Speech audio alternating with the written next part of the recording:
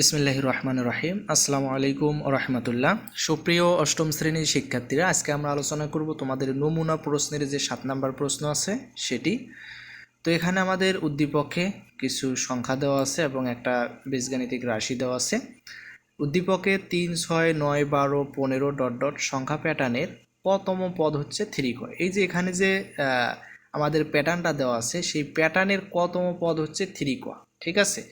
তো এখন ক নম্বরে বলা হচ্ছে দেখাও যে 69 সংখ্যাটি এবং এর অঙ্কদ্বয় স্থান বিনিময় করলে যে সংখ্যা পাওয়া যায় তার যোগফল 11 এর গুণিতক। ঠিক আছে। খ নম্বরে বলা হচ্ছে সংখ্যা প্যাটার্নটির প্রথম 20টি পদের সমষ্টি নির্ণয় করো। আর গ নম্বরে আমাদেরকে বলা হচ্ছে যে সংখ্যা প্যাটার্নটির পাশাপাশি দুটি পদের যোগফল থেকে যে নতুন প্যাটার্ন পাওয়া যায় তার ক-2তম পদ নির্ণয় করো। ঠিক আছে। তো আমরা যদি ক নাম্বার প্রশ্নটা সমাধান করি, তো এখানে দেওয়া আছে সংখ্যাটি হলো 69। তাহলে সংখ্যাটির অঙ্কদ্বয় 6 এবং 9 স্থান বিনিময় করলে নতুন সংখ্যাটি হয় 96। এখন সংখ্যা দুইটির যোগফল আসলে কত হয়? তাহলে আমাদের প্রদত্ত সংখ্যা 69 আর স্থান বিনিময়কৃত সংখ্যা 96 যোগ করলে হয় 165। তাহলে আমাদের দেখতে হবে যে 165 সংখ্যাটি 11 এর গুণিতক কিনা। তাহলে আমরা জানি যে 165কে 11 দ্বারা ভাগ করলে 15, যেহেতু 165 সংখ্যাটি 11 দ্বারা নিঃশেষে বিভাজ্য, তাই এটি 11 এর গুণিতক। ঠিক আছে। যেহেতু 165কে 11 দ্বারা ভাগ করলে নিঃশেষে বিভাজ্য হয়, তাহলে আমরা অবশ্যই বলতে পারি যে 165 সংখ্যাটা 11 এর গুণিতক। ঠিক আছে। এরপরে খ নাম্বার প্রশ্নটা আমরা যদি একটু সমাধান করি, এখানে উদ্দীপক থেকে আসলে কি দেখতে পারতেছি। উদ্দীপক অনুসারে সংখ্যা প্যাটার্নটি হলো 3, 6, 9, 12, 15 এবং বীজগাণিতিক রাশিটি হলো 3 ক। তাহলে সমষ্টি বের করার আমাদের প্রয়োজনীয় যে তথ্যগুলো লাগবে সেটা হচ্ছে প্রথম পদ দেওয়া আছে 3, পদ ও সংখ্যা হচ্ছে 20, যেহেতু 20টা পদ। এরপরে 20তম পদটা আসলে কত আমাদেরকে সেটা দেখতে হবে। ঠিক আছে। তাহলে 20তম পদ আমাদেরকে বের করার ওখানে ওই প্যাটার্নটারে আমাদেরকে একটা বীজগাণিতিক রাশি দেওয়া ছিল 3 ক। তাহলে 3 গুণন কয়ের জায়গায় 20 বসালে হয় 60, যেহেতু কয়ের মান 20। তাহলে এখন সমষ্টি নির্ণয়ের সূত্র অনুসারে আমরা যদি মানগুলো বসাই, সমষ্টি নির্ণয়ের সূত্র প্রথম পদ যোগ শেষ পদ গুণন পদের সংখ্যা ডিভাইডেড বাই 2। তাহলে প্রথম পদ 3, 20তম পদ বা শেষ পদ হচ্ছে 60 গুণন পদের সংখ্যা 20 ডিভাইডেড বাই 2।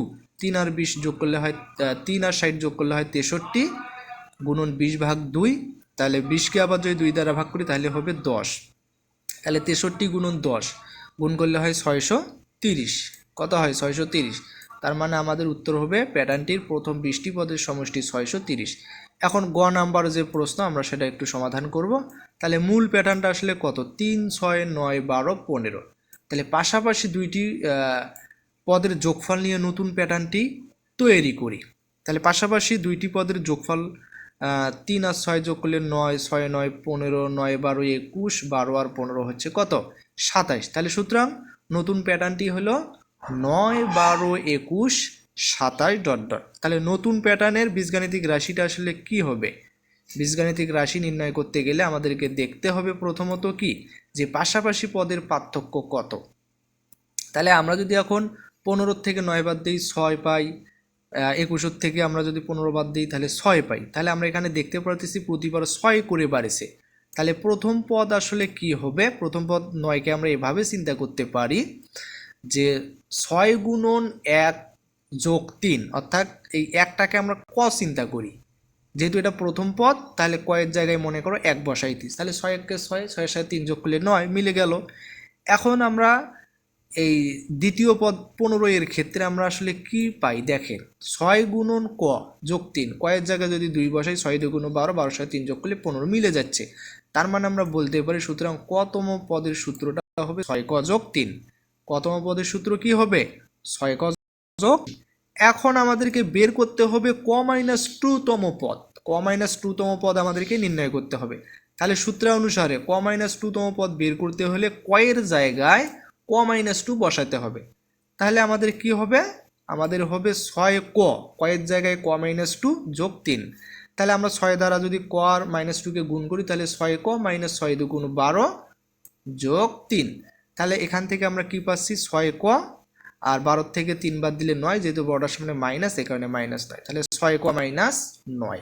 তাহলে আমাদের নতুন প্যাটার্নটির ক -2তম পদ হলো 6 ক -9।